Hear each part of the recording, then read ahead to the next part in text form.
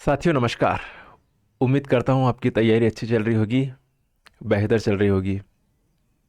हमने लगभग जो है 90% सिलेबस जो है कंप्लीट कर दिया है और एप्लीकेशन पर जो है 108 वीडियो मैंने अपलोड कर रखे हैं एमपी शिक्षक चयन परीक्षा के कोर्स में। तो 108 वीडियो तो हो चुके हैं और लगभग 15 से 20 वीडियो और आपके पास आएंगे। टेस्ट सीरीज़ भी आएगी, कुछ रिमेनिंग टॉपिक बचे हैं उनके वीडियोस भी आएंगे।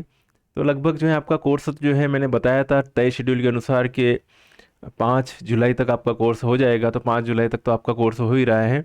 बीच में टेस्ट सीरीज़ की मैंने बोला था कि 5 जुलाई से 20 जुलाई के बीच में मैं टेस्ट सीरीज़ करवाऊँगा, लेकिन मैंने पहले ही शुरुआत कर दी, आपको टेस्ट PDF सेंड कर दी है और टेस्ट के जो सॉल्यूशन है वो भी आपको सेंड कर दिए हैं। तो अपन बिफोर टाइम चल रहे हैं, कोई टेंशन नहीं है। और आपका इसलिए मैंने जल्दी किया है कि आपका जो है रिवीजन हो जाए। रिवीजन मस्ट है। जब जितना बार आप जिस टॉपिक को देखोगे, रिवाइज करोगे, उससे आपके कॉन्सेप्ट क्लियर होते जाएंगे, तो आपको बेनिफिट मिलेगा।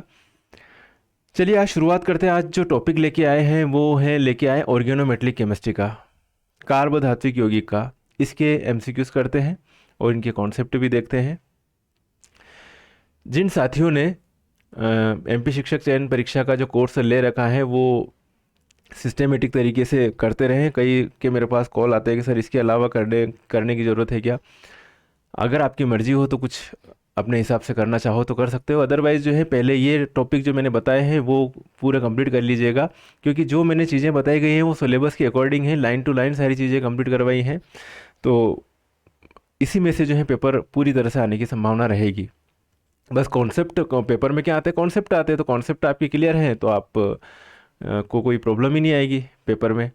और जो साथी अभी भी अगर कोर्स लेना चाहते हैं तो कोर्स ले सकते हैं। 5 जुलाई के बाद में शायद कोर्स जो है कोर्स के लिए एंट्री जो है स्टॉप कर देंगे, क्योंकि बहुत कम टाइम बचेगा और इतने कम टाइम में जो है फिर सिलेबस कवर नहीं हो पाता है।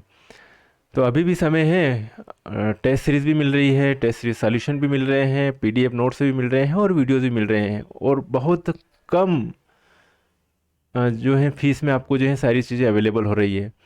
एक 11-12 के स्टूडेंट से भी जब पढ़ने जाता है तो उससे भी जो फ़ीस ली जाती है उसकी भी बहुत कम है, उसकी भी आधी फीस है एक तरह से। और ये जो मटेरियल है ये आपके जो अगर केमिस्ट्री से अगर आपका रिश्ता है अच्छा सा, तो ये ऑल लाइफ काम आएगा आपको। कौन सी भी एग्ज़ाम में जो है एक बार आपने तैयारी कर ली तो कौन सी भी एग्ज़ाम में आपके जो ये मटेरियल काम आता है, चाहे आप किसी भी स्टेट की एग्ज़ाम दे रहे हो, चाहे KVS की, NVS की, अभी जो है सेंट्रल गवर्नमेंट की एकलव्य विद्यालय खोल रही है पूरे ऑल इंडिया में, उसके लिए भी वैकेंसी निकलने वाली है। या फिर जो भी है सेट नेट देते हैं वहाँ पर भी इससे रिलेटेड क्वेश्चन पूछे जाते हैं। बेसिक आपका कंप्लीट हो रहा है तो सब्जेक्ट से जुड़ा हुआ है तो उनको निश्चित फ़ायदा होगा ही होगा। चलिए शुरुआत करें। पहला क्वेश्चन है साहब आपके सामने हाजिर, सबसे महत्वपूर्ण पाई एक्सेप्टर लिगेंड, सबसे महत्वपूर्ण पाई एक्सेप्टर लिगेंड। तो सबसे महत्वपूर्ण पाई एक्सेप्टर लिगेंड कौन सा है साहब? होता क्या है, जो लिगेंड्स होते हैं, ओके, लिगेंड्स, लिगेंड और मेटल के बीच में ये जो बॉन्ड बनता है इस बॉन्ड को कहते हैं कोऑर्डिनेट बॉन्ड। क्या कहते हैं? Coordinate bond. और कोऑर्डिनेट बॉन्ड तो है ही ये, इसको क्या कह रहे हैं, सिग्मा बॉन्ड में ही काउंट करते हैं। किस में काउंट करते हैं साहब? सिग्मा बॉन्ड में काउंट करते हैं। लेकिन जब लिगेंड के पास कुछ वैकेंट ऑर्बिटल मौजूद हो, लिगेंड के पास कोई वैकेंट ऑर्बिटल मौजूद हो और मेटल के पास इलेक्ट्रॉन देने के लिए हो, तो उस कंडीशन में मेटल टू लिगेंड की तरफ बॉन्ड बनता है। ठीक है, मेटल टू लिगेंड की तरफ बॉन्ड बनता है, तो उसको कहते हैं पाई। पहला बॉन्ड था सिग्मा, लिगेंड टू मेटल की तरफ sigma bond, metal to ligand की तरफ क्या बॉन्ड बन रहा है? पाई। तो ऐसे को जो लिगेंड जो है एक्सेप्ट कर रहा है, पाई इलेक्ट्रॉन को एक्सेप्ट कर रहा है, ओके, पाई बॉन्ड बन रहा था, पाई इलेक्ट्रॉन को एक्सेप्ट कर रहा है, तो उसको पाई एक्सेप्टर लिगेंड कहते हैं। तो साहब इसमें जो है CO जो है वो एक पाई एक्सेप्टर लिगेंड्स हैं। क्लियर है साहब? अगला क्वेश्चन है साहब, ये तो थ्योरेटिकल है, कि प्रथम एक नाभिकीय धातु कार्बोनिल का आविष्कारक है।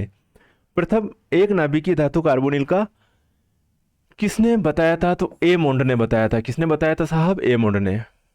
अगला है आपके सामने साहब क्वेश्चन हाजिर है, एक नाभिकीय धातु कार्बोनिल नहीं बनाता है, मेटल कार्बोनिल की बात चल रही है, एक नाभिकीय धातु कार्बोनिल नहीं बनाता है। तो साहब जो जिनके विषम संख्या में इलेक्ट्रॉन होते हैं वो एक नाभिकीय धातु कार्बोनिल नहीं बना पाएंगे। क्यों नहीं बनाएंगे? क्योंकि अनस्टेबल होगा वो। क्या होगा? अनस्टेबल होगा। जैसे कि मैग्नीज है, मैग्नीज में आप मैग्नीज का एटॉमिक नंबर 25 है, ठीक है, और MnCO5 बना दे साहब, तो 25 और 10 कितने हो रहे हैं साहब? 25 और 10 35, 35 संख्या हो रही है EAN, ठीक है। EAN कितना हो रहा है इसका? 35 हो रहा। और अगर MnCO6 से लिखूंगा तो इसका क्या हो रहा है साहब? MnCO6 का 25 प्लस 12 कितना हो रहा है? 37 हो रहा। तो यहाँ पर 36 तो आ नहीं रहा साहब। तो ऐसी कंडीशन में क्या होता है कि ये जो बनाते हैं वो किस टाइप के बनाते हैं? द्विनाभिकीय बनाते हैं, ताकि स्टेबल फॉर्म में चले जाए। लिगेंड जो इलेक्ट्रॉन दे रहे हैं, वो मेटल जो इलेक्ट्रॉन दे रहे हैं, उनको काउंट किया जाता है और इनके जो है स्टेबल फॉर्म में चले जाए इलेक्ट्रॉन। जैसे ये Fe बनाएगा तो साहब FeCO5 बनाएगा, तो इसके EN जो इफेक्टिव एटॉमिक नंबर जो है कितनी आ जाएगी साहब? 36 आ जाएगी, अक्री गैस का एटॉमिक नंबर। ऐसे ये किस टाइप का बनाएगा साहब? NiCO4 टाइप का बनाएगा। तो ये एक नाभिकीय धातु कार्बोनिल बना रहा है, ठीक है। और ये बनाएगा साहब Mn2CO10, द्विनाभिकीय धातु कार्बोनिल बना रहा है। कौन? मैग्नीज। तो यहाँ पे कि एक नाभिकीय धातु कार्बोनिल नहीं बनाता है, क्यों नहीं? ये नहीं बनाता, मैग्नीज नहीं बनाता साहब। क्लियर है? आगे बढ़े, चलिए साहब आगे।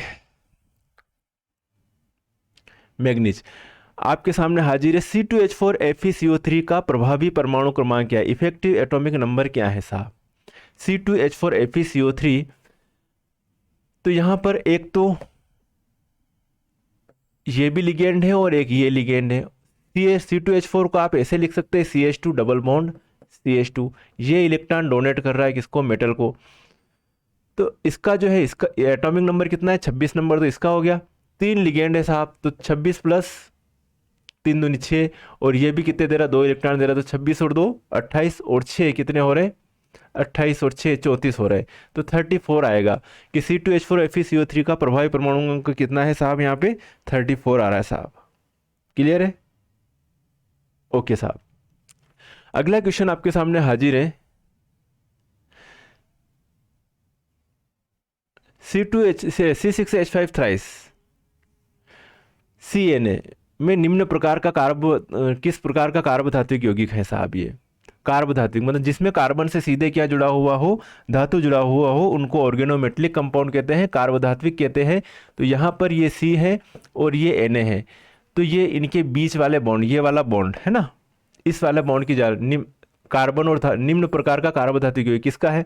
आयनिक है साहब, सिग्मा बंदी है, पाई बंदी है, या फिर कोई नहीं है? तो साहब ये आयनिक प्रकार का है ना। क्या है? इसके ऊपर पॉजिटिव चार्ज, यहाँ पर नेगेटिव चार्ज। तो ये जो है किस टाइप का बॉन्डिंग है? आयनिक, आयनिक कार्बधात्विक यौगिक है। इसको क्या कहेंगे अपन? आयनिक कार्बधात्विक यौगिक कहेंगे, ठीक है।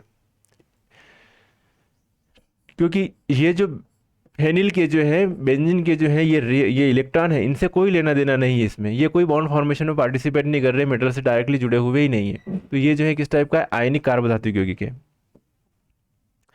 ये वाला इसको कह सकते हैं पाई इलेक्ट्रॉन डायरेक्ट जुड़ रहे हैं, तो पाई आबंधित कार्बधात्विक यौगिक होगा। अब यहाँ पे ईटा4, ये है साइक्लोओक्टाटेट्राइन, इसको कहते हैं साहब साइक्लोओक्टाटेट्राइन। यहाँ पर और यहाँ पर है ना, 1 2 3 4 5 6 7 8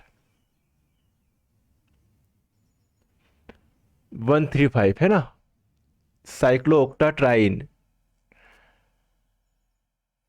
इसकी अगर बात करें अपन तो 135 साइक्लोओक्टाट्राइन है ये। ओके, अब इसमें जो है ये पाई बॉन्ड है, दिख रहा है आपको। अब यहाँ पे सिर्फ ईटा4 लिखा हुआ, मतलब इसमें से 4 पाई इलेक्ट्रॉन ही पार्टिसिपेट कर रहे हैं किसमें? मेटल से जुड़ने के लिए। 4 पाई इलेक्ट्रॉन, कितने? 4 ही पार्टिसिपेट करेंगे। यहाँ पे 6 इलेक्ट्रॉन है, लेकिन कौन कितने पार्टिसिपेट करेंगे? 4। तो 4 अगर पार्टिसिपेट कर रहे हैं तो इनका जो है इसको ये ऐसे जो हो सकता है कि ये मतलब ये जो चारों इलेक्ट्रॉन है ये इन कार्बन पर है, इन कार्बन पर है, इन 1 से लेकर 4 के बीच में है, यहाँ पर है। तो साहब ये जो इलेक्ट्रॉन जो दे रहा है ये इस तरीके से दे रहा है, तो इसको ऐसे शो कर सकते हैं, ये वाला RuCO3 लिखा हुआ है, ये RuCO3। तो इस टाइप से संरचना होगी कि ईटा4 135 साइक्लो ऑक्टाट्राइन ट्राई कार्बोनेट रुथेनियम की संरचना कैसी होगी। तो साहब इसमें जो है ये चौथे टाइप स्ट्रक्चर होगी,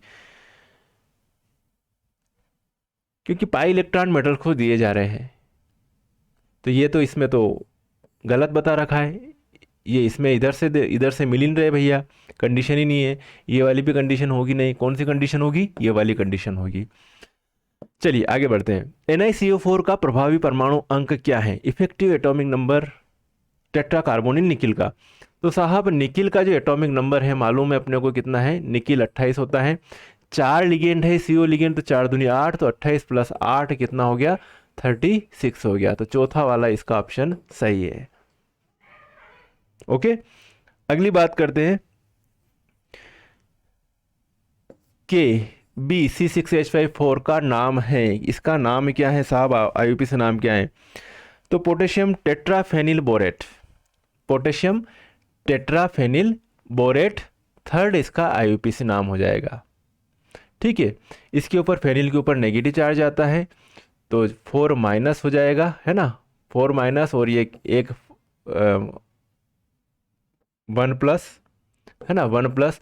तो इसमें से ऑक्सीडेशन स्टेट तो आपको साहब निकालना आती ही होगी, आसानी से निकाल सकते हैं इसको। जो माने अपन साहब 1 एक ही है, 1 × +1 प्लस जिसकी निकालनी है x प्लस 4 × -1 0 x बराबर 4, उधर जाएगा प्लस का हो गया, 4 - 1 कितनी आ जाएगी, +3। तो ये +3 लिखा हुआ है।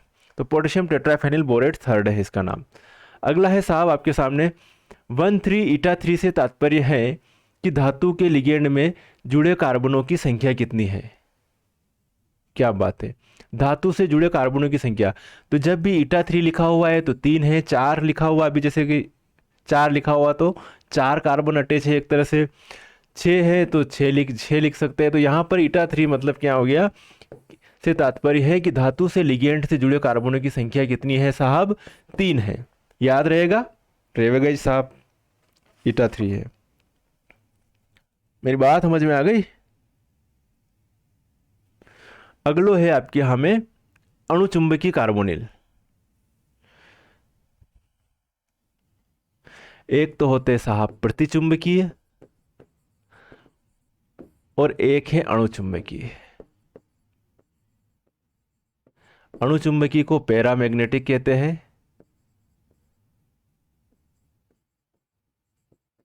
और प्रतिचुंबकीय को डायमैग्नेटिक कहते हैं। ठीक है, पी की जगह पैरा न लगाना, बस पैरामैग्नेटिक और डायमैग्नेटिक। तो साहब इसमें बात कर रहे हैं अणुचुंबकीय। अणुचुंबकीय मतलब जिसमें आपको अनपेयर्ड इलेक्ट्रॉन दिख जाए, अनपेयर्ड अयुग्मित इलेक्ट्रॉन दिख जाए। मालूम है कौन सा है इसमें अणुचुंबकीय कार्बोनिल, जल्दी से बताइए। FeCO5 तो हो नहीं सकता, क्योंकि Fe में जो है 26 + 10 36 इफेक्टिव एटॉमिक नंबर फॉलो हो रही है। क्लियर है साहब। NiCO4 इसमें भी 28 + 8 कितने हो रहे हैं, 36 हो रहे हैं साहब। इसमें कितने हो रहे हैं साहब, 24 + 12 कितने हो रहे हैं। इसकी भी, ये भी इफेक्टिव एटॉमिक नंबर को फॉलो कर रहा है। इसमें स्कैंडियम टाइटेनियम वेनेडियम 23 + 12 कितने हो रहे हैं साहब, 35 हो रहे हैं। ये फॉलो नहीं कर रहा है, ये अणुचुंबकीय होगा। ठीक है, बता भी दें कैसे होगा। वेनेडियम का अपन कॉन्फ़िगरेशन लिखते हैं, वेनेडियम 23, तो क्या लिखा लास्ट में 3d3 4s2 कॉन्फ़िगरेशन लिखा अपनों ने, 3d3 4s2 कॉन्फ़िगरेशन लिखते हैं। ठीक है, इसमें जो है साहब 3d3 में ये इलेक्ट्रॉन भर दिए अपनों ने 1 2 3 और ये 4s2। ठीक है, जब साहब आपके पास में ये स्ट्रॉन्ग फील्ड लिगेंड जुड़ने आ रहा है तो इनकी क्या करवा देंगे साहब, पेयरिंग करवा देंगे। तो यहाँ पर पेयरिंग हो गई साहब 1 2 3 4 5, ये पांचों इसमें आ गए। अब आगे आपके सामने एस भी खाली पड़ा हुआ है साहब, पी भी खाली पड़ा हुआ है। इनमें किसके इलेक्ट्रॉन आएंगे? सीओ साहब के इलेक्ट्रॉन आएंगे।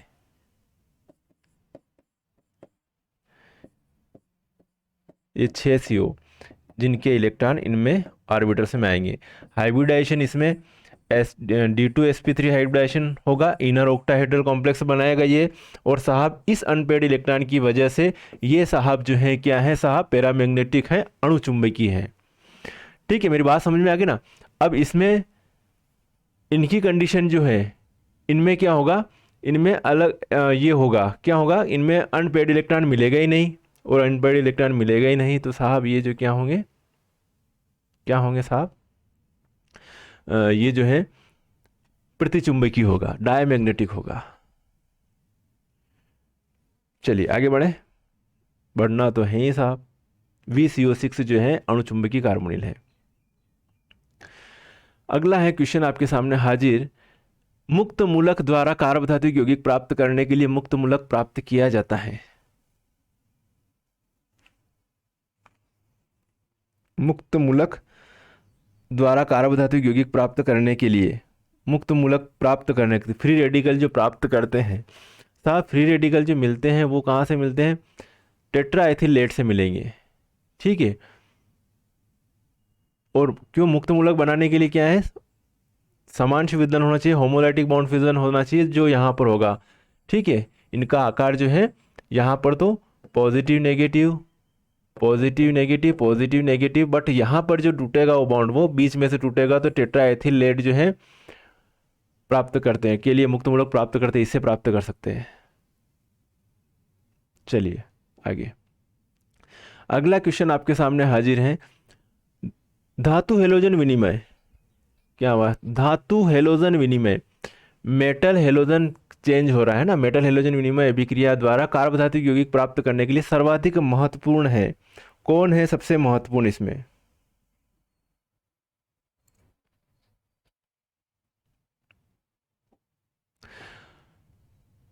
तो ब्यूटिल लिथियम जो है, ब्यूटिल लिथियम जो है धातु हेलोजन विनिमय अभिक्रिया द्वारा कार्बधातुक यौगिक प्राप्त करने के लिए सर्वाधिक महत्वपूर्ण है, ये है ब्यूटिल लिथियम होता है। कौन होता है साहब? ब्यूटिल लिथियम होता है।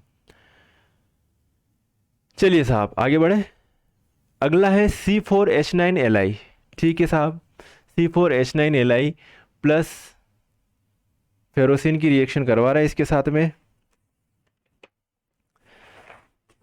ठीक है, और इसमें जो है Li जो है यहाँ से H और ये C4H9, ये C4H10 बना दिया, Li इस पोजीशन पर जुड़ गया इसमें। ठीक है, हाइड्रोजन निकलना, हाइड्रोजन निकल गया और Li जुड़ गया, तो ये कंपाउंड बन गया। तो कार्बोधातुक बनाने की यह विधि, इस विधि को कौन सी विधि कह रहे साहब? इस विधि को आप कौन सी विधि कहते हैं? तो धातु हाइड्रोजन विनिमय, ये धातु है, हाइड्रोजन विनिमय हो रहा है, बस एक्सचेंज हो रहा है, तो इसको क्या कहेंगे? धातु हाइड्रोजन विनिमय विधि कहेंगे। सिंपल है तो इसको सिंपल लेवे में।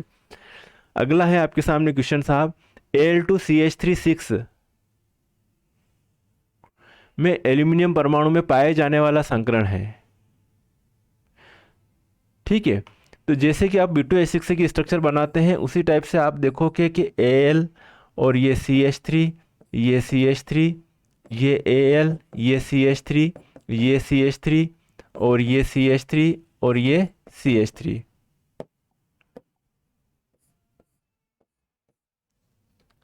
ठीक है, 3 सेंटर्ड 2 इलेक्ट्रॉन पार्टिसिपेट करेंगे, है ना?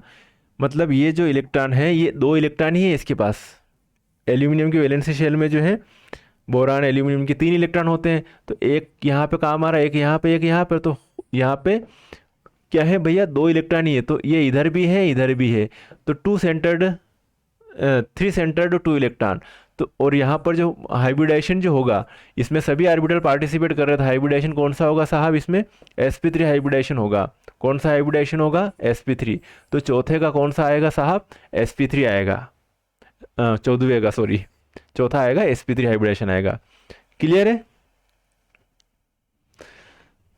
ठीक है, किताबों से बातें करते रहो, समझते रहो, है ना? प्रैक्टिस से सारी चीज़ें कंप्लीट हो जाती हैं, लकड़ी के परिरक्षण में प्रयुक्त होने वाले कार्बधातुक यौगिक का नाम क्या है साहब? तो लकड़ी के परिरक्षण में, टीन के परिरक्षण में, लकड़ी के परिरक्षण में प्रयुक्त होने वाला कार्बधातुक यौगिक कौन सा होता है? टीन का होता है। Okay, next. संक्रमण धातुओं से सर्वप्रथम प्राप्त कार्बधात्विक यौगिक कौन सा है साहब? ट्रांजिशन मेटल से सर्वप्रथम प्राप्त कार्बधात्विक यौगिक कौन सा है? आता है, ये कई बार क्वेश्चन पूछा गया है कि सर्वप्रथम प्राप्त कार्बधात्विक यौगिक कौन सा है? जिसे साल्ट कहते हैं इसको, और वो है ये वाला।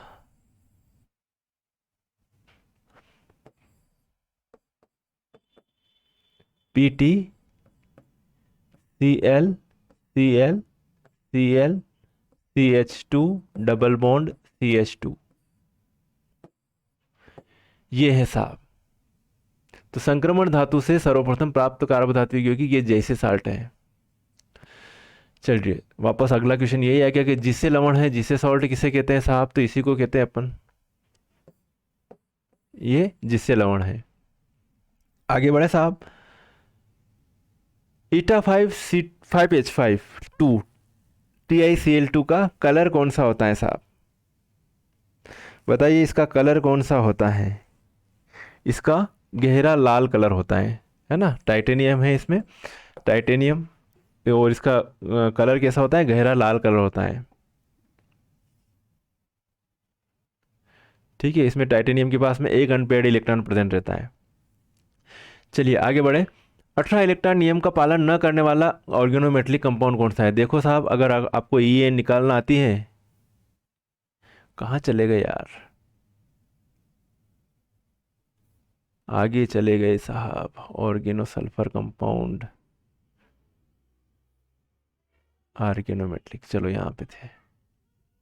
18 इलेक्ट्रॉन नियम को पालन न करने वाला ऑर्गेनोमेटलिक कंपाउंड कौन सा है? देखिए इसमें जल्दी से।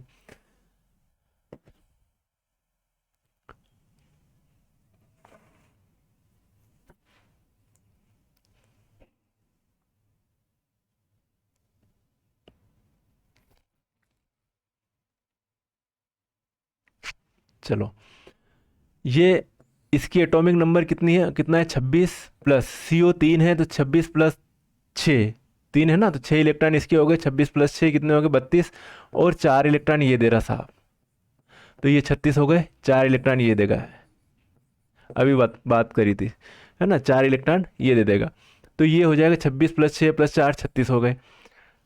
इसमें कितने हो रहे? प्लेटिनम के पास इलेक्ट्रॉन, प्लेटिनम का एटॉमिक नंबर कितना होता है? 78। कितना होता है? 78। एक माइनस चार्ज भी लगा हुआ है, तो 78 प्लस 1 प्लस, है ना, संकुल पे माइनस चार्ज भी लगा हुआ है ना। फिर Cl3, मतलब 3 Cl है तो 6 ये हो गए, प्लस C2H4 प्लस 2 ये हो गए। काउंट कर लो इसमें, 78 प्लस 6 प्लस 2, 1 प्लस 6 प्लस 2, 78, 80, 81 और 6 87, 87, और 86 होता तो इफेक्टिव EN को फॉलो कर रहा होता, 18 इलेक्ट्रॉन नियम को फॉलो कर रहा होता। 86 नंबर आ रहा है इसमें। NiCO4 में साहब ये कितने आ रहे हैं? 28 प्लस 8, 36, 18 इलेक्ट्रॉन रूल को फॉलो कर रहा है। 26 प्लस 10, 18 इलेक्ट्रॉन रूल्स को फॉलो कर रहा है, ये नहीं कर रहा साहब। तो इसका कौन सा आएगा? तीसरा वाला ऑप्शन जो है वो बिल्कुल क्या है? सही है। अगला क्वेश्चन आपके सामने हाजिर है साहब। C6H5 है ना, फेनिल लिथियम, है ना, इसकी रिएक्शन करवा रहे साहब। तो इसमें जो है, इससे क्या प्राप्त होता है साहब? तो यहाँ पर जो है ये वाला जो है, ये वाला हाइड्रोजन निकलेगा, CH3 का हाइड्रोजन निकलेगा, बजाय इसके हाइड्रोजन निकले। यहाँ पर प्रतिस्थापन अभिक्रिया मुश्किल से होगी, क्योंकि ड्यू टू रिजोनेंस के कारण। ओके, तो ये जो है C6H5 और एक H इसको मिल जाएगा, तो ये C6H6 ये हो जाएगा, और ये हो जाएगा CH2Li हो जाएगा। तो आपका जो है चौथा वाला ऑप्शन जो है इसके लिए बिल्कुल है सही, सटीक बैठ रहा है। बाकी सभी में लिथियम जो है कहाँ से? यहाँ से निकाल रखा है, जोड़ रखा है, यहाँ से हाइड्रोजन हटा के। तो सभी साहब कौन सा सही है? ये वाला चौथा ऑप्शन जो है इसका बिल्कुल सही है, एक्यूरेट आंसर है। ठीक है साथियों, अच्छे से प्रिपरेशन कीजिएगा। आज ऑर्गेनोमेट्रिक केमिस्ट्री के कुछ एमसीक्यूज हमने किए हैं और कॉन्सेप्ट आपके समझ में आए होंगे। तो कॉन्सेप्ट ध्यान में रखें माइंड में।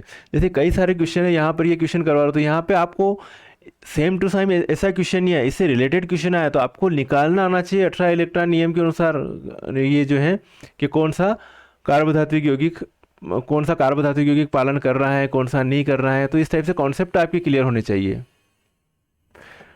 ठीक है साथियों, मिलेंगे फिर नेक्स्ट वीडियो में। तब तक के लिए ओके बाय, जय हिंद।